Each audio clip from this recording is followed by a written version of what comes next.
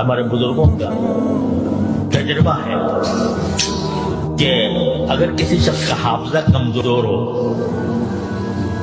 پڑھتا ہے مگر یاد نہیں رہتا، تو یہ دعا پڑھا کرے، یہ دعا کیا کرے، رب زدنی علما، اس سے حافظہ بھی کبھی ہوگا۔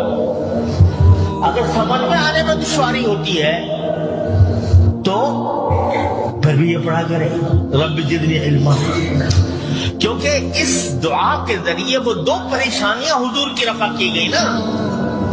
ایک پریشانی یہ تھی کہ یاد کیسے کروں اس کو، ایک پریشانی یہ تھی کہ اس کو سمجھوں کس طرح۔ دونوں پریشانیوں کا علاج آپ نے فرمایا رب زدنی علما، لکھا ہو رب زدنی علما۔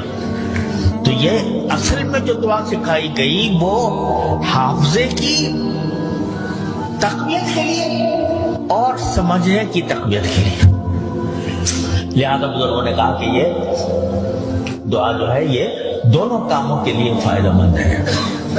اس سے حافظہ بھی بڑھتا ہے، اس سے فہم بھی بڑھتی ہے، سمجھ بھی بڑھتی ہے۔ اور یہ میں بار بار آپ سے عرض کرتا رہا ہوں کہ جب اللہ تعالیٰ فرماتے ہیں قل، یہ کہو،